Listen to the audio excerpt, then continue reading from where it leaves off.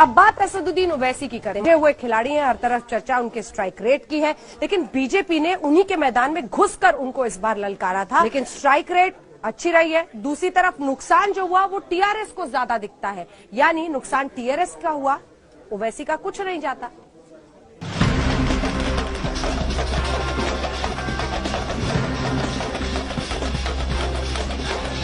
ओवैसी के सियासी कद और सियासी वजूद की व्याख्या समझने के लिए हैदराबाद का निकाय चुनाव काफी है। सिर्फ 51 सीटों पर ही चुनाव लड़ा, लेकिन ओवैसी का स्ट्राइक रेट वोटरों पर उनकी मजबूत पकड़ का सबसे बड़ा सबूत है।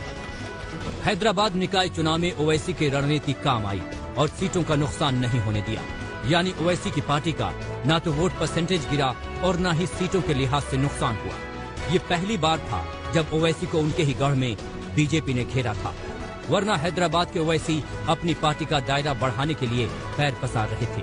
बिहार, महाराष्ट्र, उत्तर प्रदेश और अब आगे ओवैसी की नजर बंगाल पर है। ओवैसी का स्ट्राइक रेट जबरदस्त है।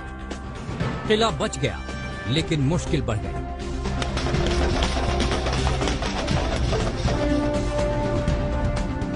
समझो इशारा, भाईजान है किंग मेकर। फोकस होकर पूरा चुनाव लड़ा, हिंदू दलित उम्मीदवार उतारे, मुस्लिम वोट को एकजुट रखा, भड़काऊ प्रचार से परहेज किया, डोर टू डोर जाकर प्रचार किया, भाग्यनगर को चुनावी मुद्दा बनाया। ओवैसी ने मुस्लिम बाहुल्य सीटों पर पूरा फोकस किया। चुनावी रैलियों में, चुनावी कैंपेन में ओवैसी स्थानीय मुद्दे से भाषण शुरू करते और मोदी पर खत्म करते।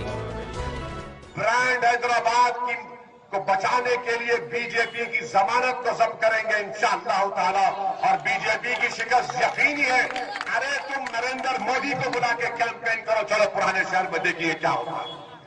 बुलाओ वजीर आजम को, बुलाओ और कैंपेन कराओ, बताएंगे तुमको ये क्यों बुला रहे हैं लोगों को। बुलाओ, तुम्हारा असल जो चेहरा है, बुलाओ मोदी को, बुलाकर मुकाबला कराओ, लगाओ मोदी की मीटिंग, देख लो कितनी सीट तुम जीतते यहाँ पर।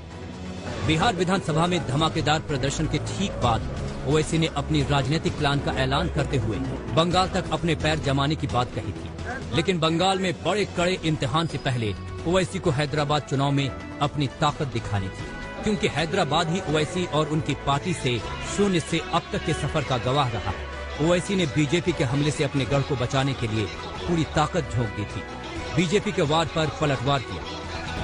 जिस भाग्यनगर के भरोसे बीजेपी हैदराबाद में अपना भाग्य खोज रही थी, उसी भाग्यनगर के दांव पर ओवैसी ने योगी को सीधा जवाब दिया था। यहाँ पर शहीद हुए उन बलिदानियों का भव्य स्मारक करा करके इस नगर को एक बार फिर से भाग्यनगर के रूप में बदल करके इसका गौरव बढ़ाने का कार्य कर सकते हैं।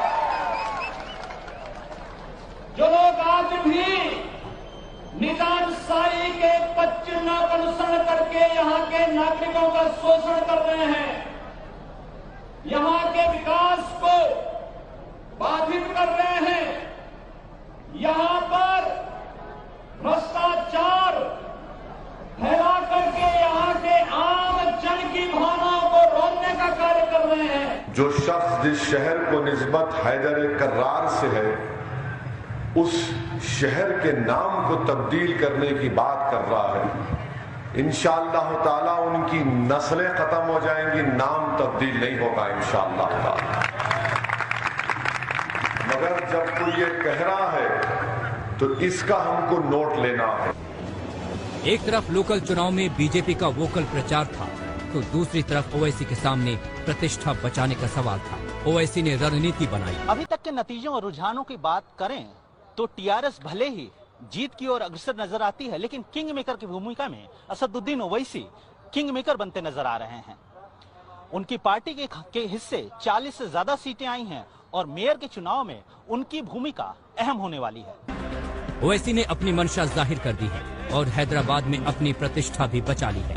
ग्रेटर हैदराबाद निकाय के चुनाव परिणाम जो तस्वीर दिखा रहे हैं, उससे ओवैसी किंग मेकर की भूमिका में नजर आ रहे हैं। हैदराबाद निकाय चुनाव के परिणाम उन लोगों को सीधा संदेश है जो ओवैसी को वोट कटुआ बताते हैं।